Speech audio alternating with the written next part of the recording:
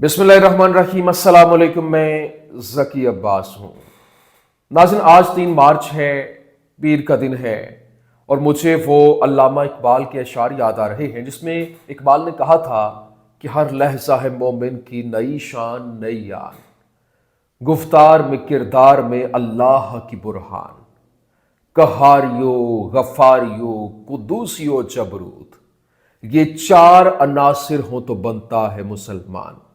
لیکن مجھے حیرانی ہے کہ وہ مسلمان جو پوری دنیا کے اوپر رول کر رہے تھے، وہ مسلمان جن کی اتنی ہیبت تھی کہ مخالفین ان کا نام سن کر سہم جاتے تھے، بلکہ وہ آپ کو یاد ہوگا کہ آپ قصے کہانیاں یہ سنتے آ رہے ہیں، تاریخ کے اوراق میں ہے کہ ایک مسلمان خاتون کی آواز کے اوپر کیسے محمد بن قاسم جو ہے اس کی عزت بچانے کے لیے وہاں تک پہنچ گیا تھا۔ یہ آپ نے قصے سنے ہوں گے، لیکن کیا کسی کو غزہ کی، فلسطین کی ماؤں بہنوں بیٹیوں کی، ان بچوں کی آواز سنائی نہیں دیتی؟ اور اب تو وہ بچے بھی مایوس ہو گئے ہیں۔ مطلب حیرانی کی بات یہ ہے کہ وہ بچے جو کہ جن کے ہیروز تو مسلمان ہونے چاہیے تھے، لیکن وہ مسلمان کسی ملک کو نہیں پکار رہے، بلکہ وہ پیوٹن کو بلا رہے ہیں، اس کو چیخ چیخ کر آواز دے رہے ہیں۔ اور یہ اب باقاعدہ طور پر فلسطینی بچوں کی پیوٹن کو پکار جو ہے، اس کی دل دہلا دینے والی ویڈیو جو ہے وہ وائرل ہو گئی ہے۔ مطلب اس کو جو وہاں پہ بچہ ہے یا وہ جو بچے ہیں، ان کو نجات دہندہ نہ سعودی عربیہ نظر آ رہا ہے، نہ یو اے ای نظر آ رہا ہے، نہ ٹرکیہ نظر آ رہا ہے، نہ ایران نظر آ رہا ہے، نہ پاکستان نظر آ رہا ہے۔ یہ جتنے بھی 57 رکن اسلامی اتحاد ہیں، کوئی بھی ان کو اپنا نجات دہندہ نظر نہیں آ رہا، بلکہ وہ پیوٹن کو کال دے رہے ہیں۔ وہ اس میں کس طریقے سے اس کرب کے ساتھ وہ پکار رہے ہیں، وہ کیا ویڈیو ہے وہ آپ کے سامنے رکھنی ہے۔ اور پھر دوسری جانب جو اس وقت امن ڈیل ہے جو یوکرین کو لے کر، وہ جناب والا ختم ہو گئی ہے۔ کیونکہ یوکرین کی جانب سے اب تک کا سب سے بڑا حملہ جو ہے وہ کر دیا گیا ہے، اور جو روسی آئل ریفائنری ہے وہ جو 1300 کلومیٹر تک فاصلے کے اوپر جا کر انہوں نے اس کو ہٹ کیا ہے، اور وہاں پر آگ کے شعلے جو ہیں وہ آسمان سے باتیں کر رہے ہیں۔ اور پھر اب کیونکہ ان کا جو ڈیفنس سسٹم ہے وہ اس کو ڈیٹیکٹ نہیں کر پایا، اور یہ اب تک کا وہاں پر سب سے بڑا حملہ جو ہے وہ مانا جا رہا ہے۔ اور پھر اب وہاں پر ایمرجنسی جو ہے وہ نافذ کر دی گئی ہے، اور 5 مارچ تک صبح 10 بجے کے ٹائم کے اوپر اب باقاعدہ طور پر پیوٹن کی جانب سے تمام تر لوگوں کو رومز کے اندر، کمروں میں، وہ شیلٹرز کے اندر جانے کا کہہ دیا گیا ہے، اور وہ ایک ایٹمی جو ٹیسٹ کرنے جا رہے ہیں، ایٹمی حملے کا ٹیسٹ کرنے جا رہے ہیں، لوگوں کو ہدایت جاری کی گئی ہے، اور باقاعدہ طور پر روس کی جانب سے بدلے کا اعلان کیا گیا، اور یورپ کو توڑنے کا فیصلہ، مطلب اس نے کہا کہ اب یورپ کا ایک ایک ملک جو ہے، یہ جو اتحادی بنے ہوئے ہیں، یہ کہیں پہ آپ کو نظر نہیں آئے گا۔ یہ کیا معاملہ ہے، تمام تر ڈیٹیلز 1 بائی 1 آپ کے سامنے رکھتے ہیں۔ اچھا ناظرین، سب سے پہلے تو میں آپ کو بتا دوں، دیکھیں اس وقت ایک ویڈیو جو ہے جو کہ آسکر ونر ہے، ایک ڈاکومنٹری جو کہ وہاں پر فلسطینیوں نے بنائی تھی، فلسطینی جو یوں کہہ لیں کہ نوجوانوں نے، اور وہ وہاں پر آسکر میں پریزنٹ کی گئی۔ فلم ساز اپنی آسکر جیت کو قبول کرتے ہوئے وہاں پر وہ آسکر میں ایوارڈ ونر ثابت ہوئی ہے۔ وہاں پہ جو ظلم و ستم کیا جا رہا تھا وہ دنیا کے سامنے رکھا گیا، اس کو پورٹرے کیا گیا۔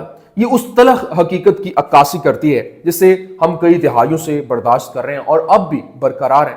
جب ہم ناانصافی کو روکنے اور فلسطین کی جو نسلی صفائی کو روکنے کا مطالبہ کرتے ہیں تو اس کے اوپر دنیا خاموش تماشائی بنتی ہے، لیکن یہ جب آسکر کے لیے پیش کیا گیا تو اس کو آسکر ونر ڈاکومنٹری قرار دیا گیا، اور یہ اس کا ٹائٹل جو تھا وہ کوئی دوسری زمین، مطلب انہوں نے کہا کوئی دوسری زمین نہیں، مطلب ہم یہ زمین چھوڑ کر نہیں جائیں گے، اس کے اوپر یہ ڈاکومنٹری بنائی گئی تھی۔ میں نے کہا یہ میں بتا دوں کہ یہاں پر وہ مظلوم جو ہے وہ پس رہے ہیں، لیکن پوری دنیا کے اندر فلسطینی اپنا مقدمہ بھی لڑ رہے ہیں۔ لیکن یہاں پر جو امپورٹنٹ چیز ہے وہ یہ ہے کہ اسرائیلی آباد کاروں اور فوجیوں نے جوزف کے مقبرے پر نابلس اور ویسٹ بینک کے مشرق میں دھاوا بولا، اور اس کے ساتھ جو سابق اسرائیلی اسیر اور سپاہی اغام برجر بھی تھا، جسے تبادلے کے معاہدے کے ایک حصے کے طور پر رہا کیا گیا تھا۔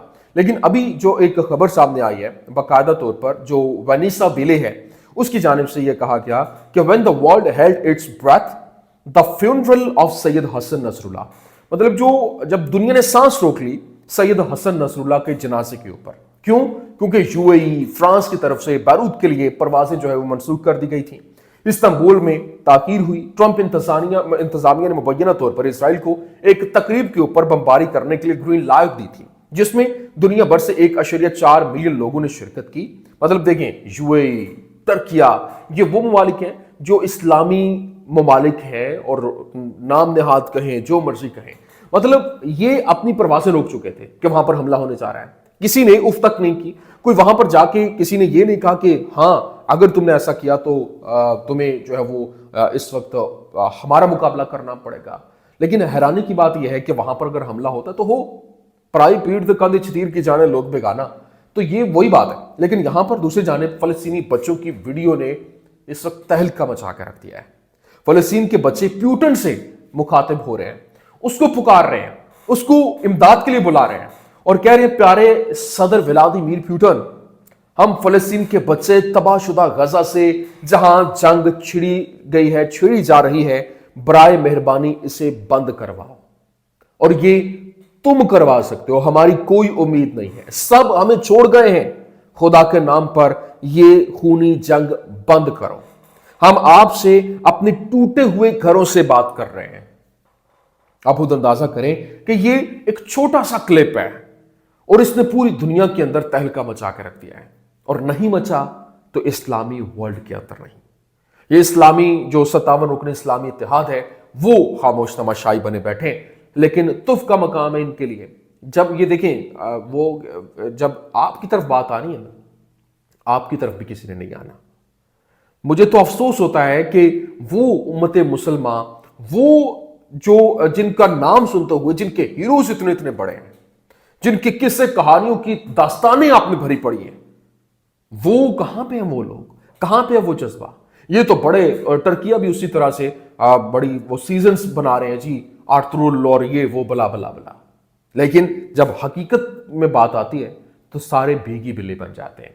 लेकिन दूसरी जानिब इस वक्त इजराइली नासिर ने जो शाम के अंदर इलाके पर तसल्लुत कायम करने के लिए द्रूज कम्युनिटी की हिमायत का बहाना इस्तेमाल करते हुए जनूबी दमिश्क के अंदर मजीद गहराई तक पेशकदमी करने की समतों का नक्शा जो है वो जारी कर दिया है, जिसमें बाकायदा तौर पर जो इजराइल है वो इस वक्त द्रूज कम्युनिटी के तरफ होते हुए कताना, आर्तूस के इलाके और फिर अल मवादा के इलाके से गुजरता हुआ जारमाना, जहां पर द्रूज कम्युनिटी है, वहां पर वो पहुंच रहे हैं। और ना सिर्फ ये बल्कि दूसरी तरफ से जो इजराइल है वो इस वक्त यूं कह लें कि कफर शम्स के इलाके से, गबी से इलाके से और दीर के इलाके से होते हुए वो जो सैयदा ज़ैनब का रोज़ा है वहाँ तक, जो जारामाना का इलाका जहाँ पर झड़पें जा रही हैं वहाँ पर पहुँच रहे हैं। तो ये एक मज़ीद वहाँ पर लड़ाई जो है वो छिड़ती हुई दिखाई दे रही है।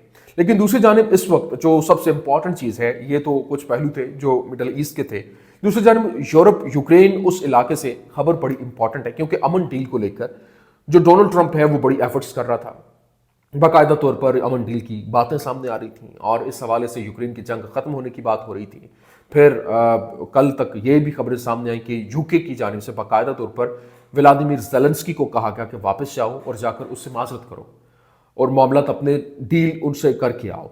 लेकिन अब उनके जानिब से एक तगड़ा हमला किया गया है, ड्रोन्स का हमला किया गया और वो ड्रोन्स बाकायदा तौर पर ऑयल रिफाइनरी को जाकर 1300 किलोमीटर, 1350 किलोमीटर का फासला तय करके वहां पर जाके गिरे, जिसके बाद पूरे का पूरा मंजरनामा वहां पर तब्दील हुआ। आग लगी और आग के शोले आसमान से बातें कर रहे थे। फिर जो इस वक्त रूसी सदर है पुतिन, उसकी जानिब से बाकायदा तौर पर अपने जो उसने खिताब करते हुए बाकायदा कहा कि अब 5 मार्च जो है, सॉरी, वहाँ पर जो है वो एमरजेंसी उन्होंने डिक्लेयर कर दी है। उन्होंने सुबह 10 बजे कहा कि वो एटमी टेस्ट जो है वो करने जा रहे हैं और वो सारे के सारे लोगों को वो बंकर्स में भेजने का और वो सारी की सारी प्लानिंग तरतीब दी गई और उनको बताया गया कि कैसे आपने टेलीविजन के ऊपर देखना है कि किस किस चीज़ों को आपको गाइड किया जाता है, बिल्कुल उसी तर्ज पर आपने आगे बढ़ना है ताकि आप इसकी रेडिएशन से महफूज रह सकें। और अगर जंग छिड़ जाती है तो आपको पता होना चाहिए कि कैसे हम सिक्योर रह सकते हैं। लेकिन दूसरी जानिब जो इंपॉर्टेंट चीज़ ये है कि रूस की जानिब से बदले का ऐलान किया गया और यूरोप को निशाने पर लिया गया है। यूरोप को कहा गया है कि अब अगली बारी जो है वो यूरोप की है और जो यूरोप अब जिस तरह से ये इत्तेहादी बने हुए हैं इसकी कीमत अदा करते हुए इनको अब टुकड़े टुकड़े होना पड़ेगा।